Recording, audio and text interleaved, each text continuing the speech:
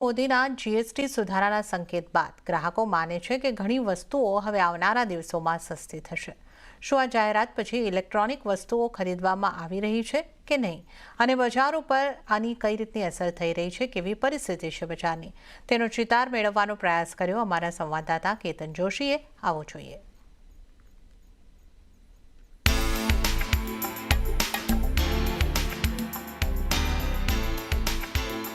લાલ કિલ્લા પરથી વડાપ્રધાન નરેન્દ્ર મોદીના જીએસટી સુધારાના સંકેત બાદ જ્યારે અમે અમદાવાદમાં ઇલેક્ટ્રોનિક વસ્તુઓના વિવિધ શોરૂમમાં ગયા ત્યારે ગ્રાહકોનો ધસારો હજુ પણ જોવા મળ્યો, પરંતુ તે ખરીદીમાં રૂપાંતરિત થતો નથી।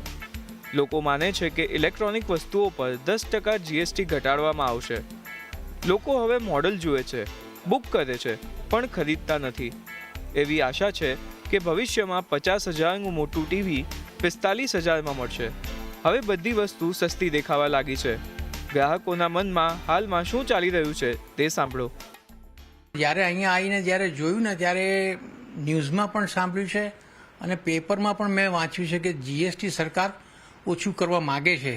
તો અત્યારે તો હું જોઈ લઉં છું પણ જો જીએસટી ઓછો થશે તો મને એમાં ફાયદો જ થવાનો છે। એટલે અત્યારે હું વેઇટ કરું છું કે જીએસટી જો કટ કરવાનું આવે સરકાર તો પછી વિચારું કે દિવાળી પહેલાં કે નવરાત્રિની આસપાસ કરે તો મને કંઈક 2-5-10 હજારનો ફાયદો થતો હોય તો। દર વર્ષે 15મી ઓગસ્ટે ઇલેક્ટ્રોનિક્સ વસ્તુઓ પર ડિસ્કાઉન્ટ મળે છે। ઘણા લોકોએ ખરીદી કરી છે, પરંતુ હવે જે સામાન્ય ખરીદી થવી જોઈએ તે પણ ધીમે ધીમે ઓછી થઈ રહી છે, અને જીએસટી ઘટાડાના સમાચાર હવે ગ્રાહકો સુધી પહોંચી રહ્યા છે।